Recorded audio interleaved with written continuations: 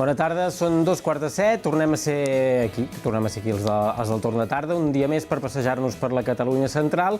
Avui, per exemple, per anar a parlar amb un ornitòleg sobre la fauna del Bages. També passarem per Bagà per veure com es preparen les festes de la Baronia del Pinós, però també passarem per dos llocs més i, per tant, com farem cada dia, saludarem els nostres reporters per veure on són i començarem per Igualada perquè aquest cap de setmana se celebra la 7ª edició del Festival Electra. Per tant, saludarem la Laia per saber com es prepara una pinzellada. Després tornarem a comunicar amb ella més estona. Bona tarda, Laia.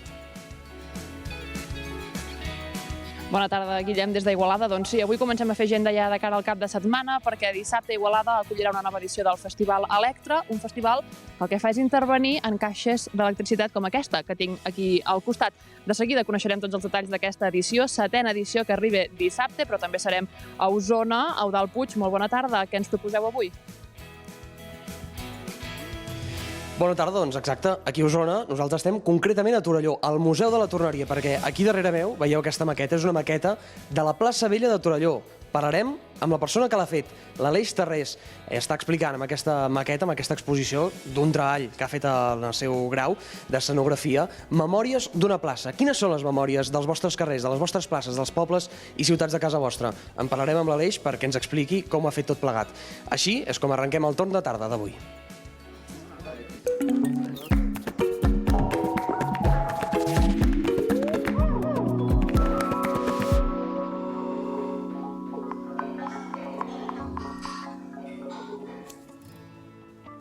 Doncs, com us dèiem, Igualada es prepara per la 7ª edició del Festival Electra, aquest festival d'art urbà relacionat amb aquestes caixes de l'electricitat també, i per conèixer tots els detalls d'aquesta proposta, doncs el que farem és tornar cap a Igualada perquè la Laia ho sap tot d'aquest festival. Laia, bona tarda, com es prepara tot plegat?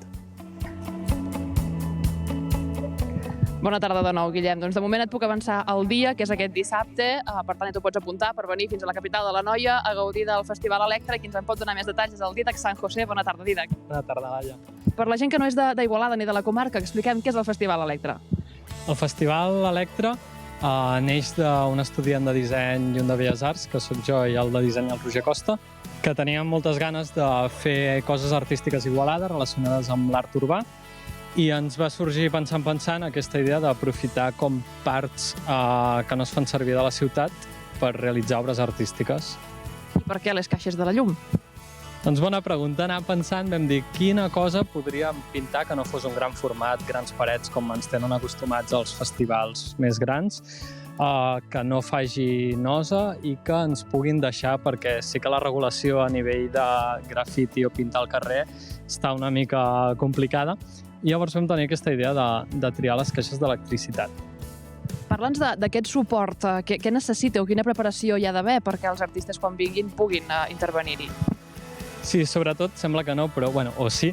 Les caixes normalment solen estar vandalitzades, plenes de cartells o adhesius que amb els anys s'han anat incrustant. Llavors primer s'ha de fer una neteja perquè es pugui pintar bé, llavors fiquem una capa d'imprimació perquè duri molts més anys i no salti la pintura, i a partir d'aquí ja és feina de l'artista realitzar qualsevol idea que tingui sobre el format. Avui ens trobem al barri de les Flors. Parla'ns una mica d'aquesta intervenció que veiem aquí. Aquesta és una caixa que va fer el Xavi de nom artístic Noble, que és un grafiter de Barcelona, i ell barreja molt el que són lletres de grafiti i colors així molt llampants i fluorescents amb tota l'estètica còmic nord-americà. Aquest any, aquest dissabte, 7 artistes intervindran a l'Electra, artistes locals, però també vinguts d'arreu. Sí, sempre ha estat com una línia a seguir, que l'objectiu principal de l'Electra és com generar uns espais on els joves artistes igualadins puguin exposar la seva obra, perquè és el que ens trobàvem un dels majors problemes, que no tenim els joves artistes on exposar aquí a Igualada. Llavors aquí és una via, i llavors també va de la mà amb gent més gran d'Igualada que ja està a nivell artístic més constatat, i després convidem gent de fora, com per exemple la col·laboració que fem amb el Convent a Berga, que són un col·lectiu de gent que aglutina molts artistes de moltes disciplines, i cada any ens ve un artista d'allà. I també tenim artistes de la Gaspar Camps d'Igualada, i una mica de tot. També intentem innovar i que no sempre siguin artistes plàstics, sinó gent que faci coses en 3D o gent que adorni botigues, com a veure, buscar la idea arrabassada. I aquest any, per segon any consecutiu, repetiu col·laboració amb la residència d'artistes InLoft a Copons. Sí, això des de l'any passat, que vam establir aquesta relació, i llavors un dels artistes farà residència InLoft i també generarà contingut, ja sigui una caixa o en el format que cregui convenient segons l'obra que faci, tant a Igualada com a Copons. Tant s'allargarà una mica més enllà d'aquest dissabte, dia 11. Avui som al barri de les Flors d'Igualada, però heu anat intervenint en diversos espais de la ciutat. On toca aquest any? Sí, cada any ho fèiem a llocs diversos, però vam trobar més interessant fer un punt central i poder fer activitats, poder fer música, tallers, i aquest any es farà al barri del Poble Sec, al Parc del Xipreret, on tindrem tot l'espai muntat per infants, joves i adults que vulguin passar a veure el punt central. És una manera també d'apropar l'art urbà a públics que potser no hi estan tan avasats? Exacte, jo més que apropar seria com una visió correcta del que és l'art urbà, perquè molts cops ens pensem que és vandalisme, però el vandalisme és si tu persegueixes o il·legalitzes i la gent no té més remei que fer 4 pintades. Si tu dones aquest espai, doncs pots fer que peces tan boniques et puguin adornar la ciutat i fer més rica aquell barri i aquella paret que abans era grisa i estava plena de guixots. I la gent es para pel carrer quan us veu que esteu fent aquestes intervencions el dia de l'Electra. Sí, els primers anys sí que es veien més sorpresos, fins i tot ens parava la policia perquè no sabia si era legal o no. I ara fins i tot ja la gent ve informada, ja busca els artistes a les seves xarxes, vol comprar obra, vol que li pintin la caixa que tenen davant de casa seva, i llavors sempre és una mica negociar, a veure que et ve tothom de pinta'm allà, a veure cap on ho fem l'any següent. Per tant, això vol dir que la proposta es consolida? Es consolida, també veurem, perquè al final som gent voluntària. Ens ha ajudat molt aquests anys Pintures Planell, amb tot el material, també la voluntat de totes les artistes que han vingut a pintar i també el Departament de Joventut que financia una part del projecte. Doncs Dídac, que vagi molt bé aquest dissabte. Gràcies per explicar-nos la vostra proposta avui al torn de tarda. I Guillem, és dimecres i ja comencem a fer agenda de cara al cap de setmana, dissabte, cap a Igualada, a l'Electra. Doncs un tema apuntat i a l'expectativa de veure com ens sorprendran els artistes aquest cap de setmana amb les caixes d'aquestes elèctriques. Adéu, Laia. Fins demà. Que vagi bé. Ens n'anem cap a un altre lloc. Ens n'anem cap al Bages, perquè el que farem ara és anar a Santpedor, perquè en aquest municipi hi ha els aiguamolls de la Bòbila, és un espai d'interès natural on es pot trobar vegetació i fauna pròpies d'ambients humits, i per tant connectarem amb l'Arnau. Arnau, bona tarda, perquè t'acompanya un ornitòleg per parlar precisament d'aquesta fauna de la comarca. Exactament, estem en un lloc únic, com bé deies, l'aiguamoll de la Bòbila d'aquí Santpedor. I Guillem, no sé com vas tu de cultura d'aus, però aquí tenim un expert, no només un expert, un professional de la matèria, que és el Marc. Marc, bona tarda. Bona tarda. Abans de començar en matèria, en tema d'ocells, on som exactament? Perquè això no... És més que un aiguamoll, una miqueta, no? Sí, clar, és un aiguamoll molt particular. És un dels pocs espais d'una zona humida, diguem, a la Catalunya central, desconnectada dels rius, i un espai que funciona bastant per si sol, no? I, per tant, això és molt singular. Troba moltes espècies que no són a altres llocs. Per tant, un dels únics, perquè n'hi ha poquets que estiguin separats, diguem, dels rius. Sí, al final les zones humides tenen grans problemes de conservació, i al llarg dels anys hem tendit a secar-los per canviar l'ús de la zona, no? I al final és tot una joia tenir un espai d'aquests que ja ha complert 30 anys, aquest any fa 31 anys que es va inaugurar, i que encara estigui tan sa. Està sa. Escolta'm, tu aquí tens una feina fonamental, diguem, essencial, que és estudiar la fauna, però concretament els ocells, les aus. D'on et ve això? Tu ets ornitòleg. Sí, jo ja des de ben petit, els meus pares són biòlegs, em van introduir a la natura, i ja de seguida vaig començar a desenvolupar aquesta passió pels ocells, que de fet és només mirar-los, no? I quasi que sorprèn que hi hagi gent que no li sorprenguin, que puguin volar i fer tantes coses, i ja em va agafar per aquí molt fort, sí. I això t'hi dediques, vull dir que no és una cosa que facis com a hobby, que ho entengui la gent, tu ets professional d'això i avui estàs aquí en un projecte. Quin és aquest projecte? Sí, jo m'hi dedico a això professionalment i justament aquí a l'Aiguamoll de la Bòbila aquest any estem realitzant un projecte de seguiment de la biodiversitat d'ocells però també d'altres grups taxonòmics, ja siguin mamífers, libèl·lules, papallones, una miqueta de tot, bàsicament, per entendre qui viu aquí a l'Aiguamoll, com hi viu i què podem fer per conservar-ho millor. I què fa un ornitòleg en el seu dia a dia? O sigui, tu arribes i baixem una miqueta, que tenim el Quim allà que ens està enfocant a l'aigua, i això ho podem veure també més a prop nosaltres. Què fas tu al teu dia a dia? Què és el primer que fas a l'arribar a la teva feina, que és l'Aiguamoll de la Bòbila de Santpedor? Clar, són moltes coses. Per fer un bon seguiment de la biodiversitat, al final el que hem de fer és desenvolupar diverses metodologies de cens. Llavors, per exemple, en el cas dels ocells, bàsicament el que fem són dues coses principals. Una és venir a l'Aiguamoll a fer una passejada i comptar tots els ocells que hi ha, i fer com un cens, que diem, anar visitant, ara detecto aquesta espècie, hi ha un pit roig aquí, hi ha un ànec allà, o hi ha tants ànecs, normalment separem mascles, femelles, una mica tota la informació bàsica que podem fer, això seria una activitat. I l'altra que fem és l'anellament científic d'aquests ocells. Els capturem, això hi ha uns permisos especials i tota una formació que hem de fer per poder-ho fer bé, els capturem, els posem unes anelles a les potes, amb un codi únic que ens permet identificar-los i agafem tota una sèrie de dades que ens permeten saber no només quins ocells hi ha i quants n'hi ha, sinó quines edats tenen, quant de temps estan aquí, si mengen més o menys, i moltes coses. I amb aquest anàlisi també us trobeu amb coses que van malament, perquè tu em deies abans, ostres, aquí tenim amenaces, no? Amenaces possibles, amenaces i amenaces reals que tenim ara mateix. Llavors, què us trobeu en el dia a dia? Clar, això, al final, la gràcia d'aquests seguiments és poder veure com evolucionen les poblacions al llarg del temps i quines amenaces tenen. I si hi ha algunes amenaces que podem identificar de forma molt clara, com les podem gestionar perquè l'impacte sigui menor o desapareguin directament. És una mica la gràcia d'això. En aquesta línia, l'Aiguamoll de la Bòbila és municipal, i aquí darrere d'aquest projecte, en aquest cas concret, hi ha l'Ajuntament de Santpedor, que per poder gestionar de manera correcta aquest espai, encarreguen un seguiment per dir què tenim i què hem de fer perquè les espècies s'hi trobin millor. I per evitar aquestes amenaces també has de tenir una mica d'amor pels ocells, que tens tu, que hem estat parlant i jo ja veia que tu tens molt amor pels ocells des de ben petit. I què els hi podem dir a la gent que s'interessi avui per l'ornitologia? Com comences a fer això? Clar, al final, començar, diguem, és senzill. És sortir al camp, aconseguir una guia d'ocells, que n'hi ha de moltes i totes estan molt bé. Si pot ser, uns prismàtics, uns binocles. A veure, ensenya'ns els bé, aquests. Sí, aquests són els meus, diguem que estan una mica fet pols, ja, de molt utilitzar-los, de moltes jornades de camp, però de prismàtics n'hi ha de molt barats i molt bons, i vull dir que és molt fàcil aconseguir-ne alguns i comences a dedicar, i bàsicament és una mica buscar aquella curiositat de dir aquest ocell que vola, què deu ser? Aquest ocell que sento jo aquí, que és un pit roig, que sentim aquí tota l'estona, m'he de saber, quin ocell deu ser si no ho saps al principi? Doncs el vas a buscar i de cop acabes veient que és un pit roig, és un ocell molt fàcil de reconèixer.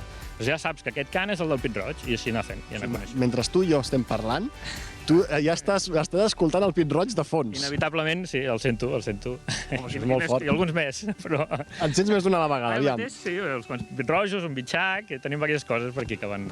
Per acabar, Marc, perquè tu amb això hauràs vist molts pit roigs, però també bestioles i espècies molt diferents de les que podem veure nosaltres al nostre dia a dia. Explica'ns el que més t'ha fascinat, el que més t'ha agradat de veure. Ostres, és que és una pregunta molt difícil, perquè són tants moments, de tantes coses que dius, ostres, no? Quin momentàs que m'acaba de regalar ara aquesta tarda o aquest matí, no? Són moltes, vull dir, em costaria destacar-te. Mira, justament abans que arribéssiu, això és curiositat, i no us ho he comentat, he vist un ocell que encara no havia vist mai aquí a l'Aiguamoll. He vist passar unes graules volant i mira, ha sigut la tarda ja. Bueno, sí. I això ja una alegria, no? Per una alegria, sí. Doncs amb aquesta alegria, Marc, espero que en puguis tenir moltes més, que aquest Aiguamoll segueixi viu, que la teva feina és indispensable i essencial aquí, i amb això, Guillem, acabem, esperem això, que aquest Aiguamoll segueixi viu i totes les espècies, fauna i flora que viu aquí, perquè és, bueno, fantàstic. Doncs esperem que sí. Et deixem que vagis a fer un vol per veure si trobeu aquests ocells que avui justament ha pogut veure en Marc, en primícia, per dir-ho així. Fins demà, Arnau, que vagi bé. Deixem el Bages i ens n'anem cap al Berguedà. Abans el Lai ens feia una proposta a la noia pel cap de setmana, ara us en farem una pel Berguedà, perquè Bagà acull les festes de la baronia de Pinós d'aquest cap de setmana, una vila coneguda pel seu passat medieval. I el que volem fer és saber què hi podrem trobar aquest cap de setmana. Per tant, saludem la Mar. Mar, bona tarda. Bona tarda, Guillem. Doncs mira, ara mateix ens trobem aquí a la plaça Porxada, on tindrà lloc aquesta festa el cap de setmana, i avui ens acompanya l'alcalde Lluís d'aquí Bagà. que ens explicarà com anirà aquesta festa. Bona tarda. Hola, bona tarda. Si pots explicar-nos una mica de què es tracta la festa d'aquest cap de setmana? Doncs sí, són les festes de la Baronia de Pinós, el que es coneixia antigament com la Setmana Medieval, que són unes festes de ja molts anys on es recorren els carrers del nucli antic i on hi ha un mercat medieval i uns actes paral·lels que fan que sigui tot un cap de setmana d'activitats basades en el passat medieval de Bagà. I cada any hi ha uns barons diferents. Què fan aquests barons aquí?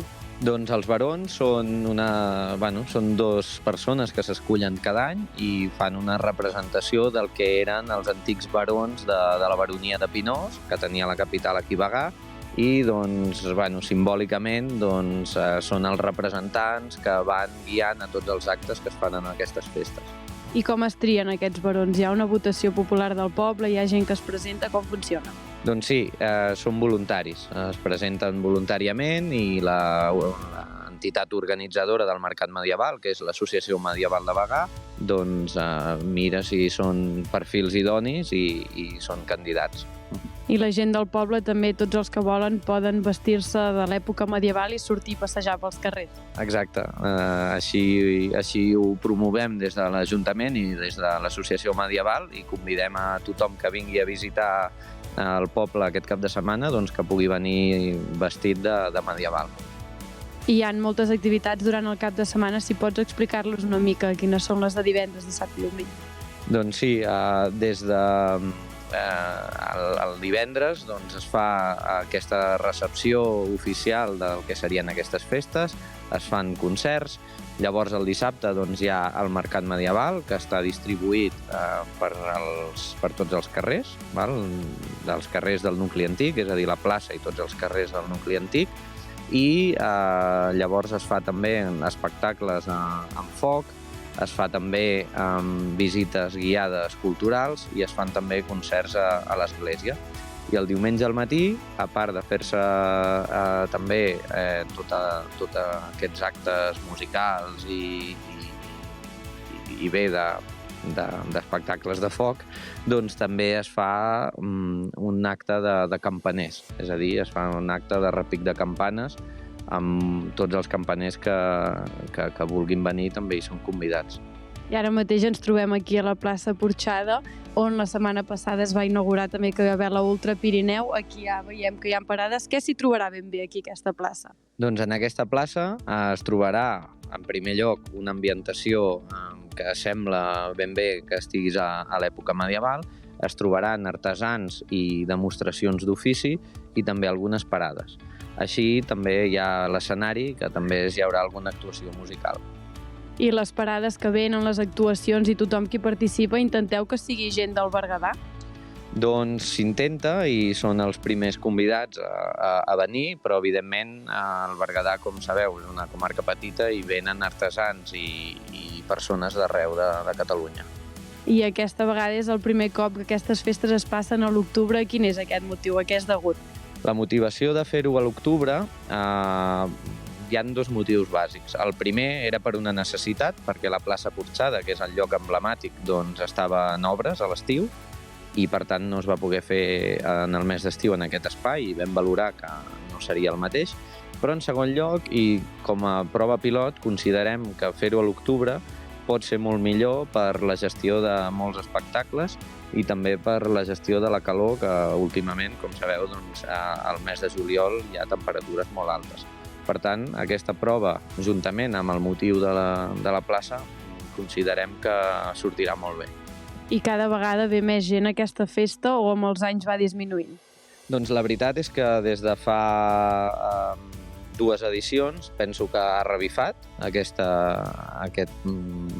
festes de la baronia i concretament des de l'any passat l'Associació Medieval de Bagà torna a apostar molt fort per aquestes festes i estem molt contents i ens estem remuntant als anys on la festa de la baronia de Pinós tenia un gran ressò i renom arreu del país.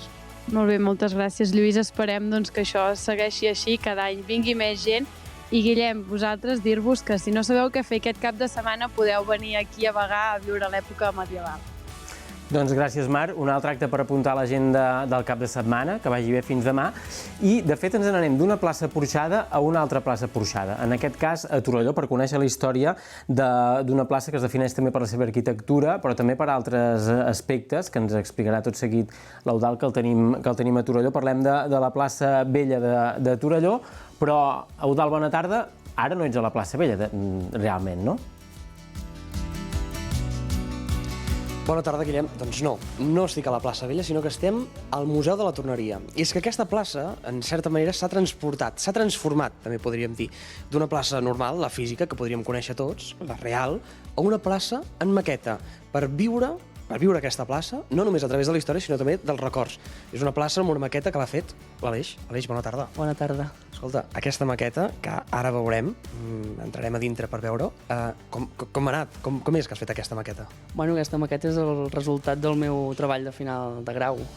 Vaig fer escenografia, llavors volia fer alguna que m'agradés, per tant el món del maquetisme i del món en miniatura és la meva passió, i aquí va sortir la maqueta. A escenografia potser la gent podria pensar a l'escena d'un teatre i literalment això, no? L'escena dels Pastorets, l'escena de Maricel, el que fos, qualsevol espectacle. Tu has anat a lo més petit, potser. Exacte, un altre tipus d'escenografia. Podem pensar en l'escenografia de Pastorets, però també podem pensar en l'escenografia d'un teatre de marionetes o de titelles. Llavors potser està a camí, a cavall entre les dues coses. Sí. Les places. Hi ha molts records, hi ha moltes coses que s'hi viuen. Què ens pots explicar d'aquesta maqueta?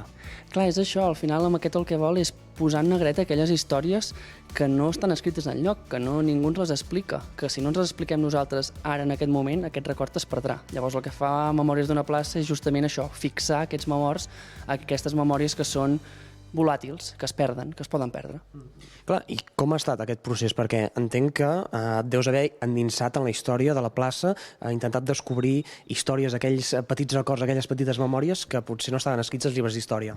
Clar, total, és baixar al carrer, anar a la plaça, anar a visitar la Dolors, que la coneixes des de petit, i llavors també és visitar l'arxiu, al mateix museu, per fotografies, per mil coses que has d'anar descobrint, com els detalls de cada façana, els raconets que es vivien a cada racó de la plaça, tot, has de passar per tots els detalls que puguis, tot allò que pugui arribar a descobrir. Clar, nosaltres ara estem veient aquestes imatges de la plaça, aquesta maqueta que has fet, que és espectacular. Escolta, és una plaça, és una maqueta feta a escala real o com ha anat?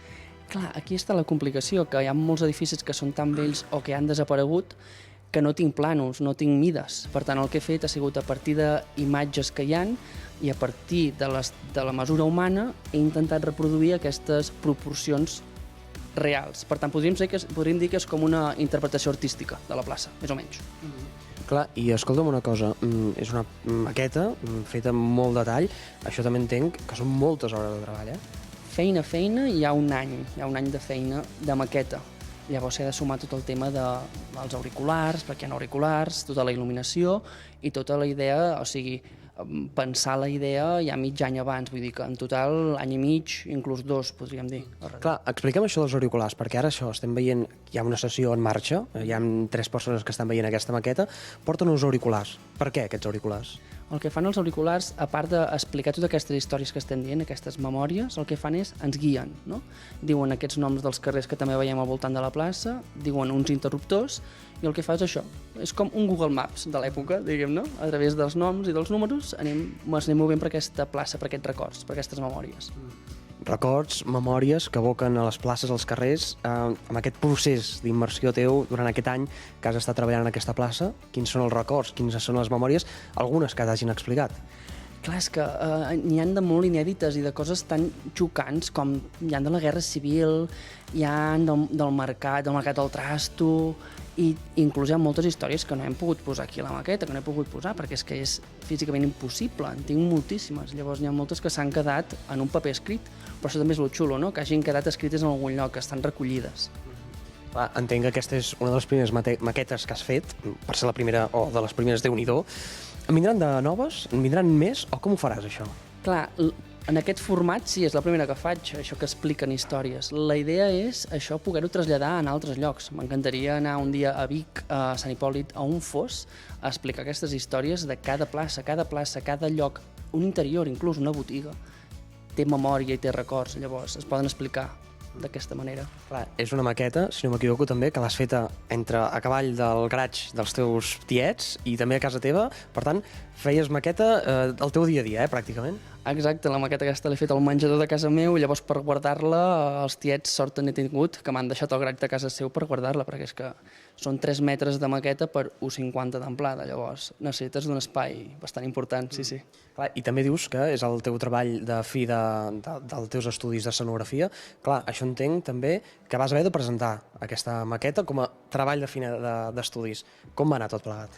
Bueno, sí, això vol dir que agafar la maqueta, desmuntar-la, carregar-la amb una furgo que vam llogar, portar-la a l'Institut del Teatre, tornar-la a muntar i preparar tota una explicació, perquè a part de que la gent la va poder viure, la maqueta, també hi ha tota una explicació darrere, no? Hi ha tot un relat. Llavors, explicar tot això, vull dir que va ser intens, una setmana intensa, sí.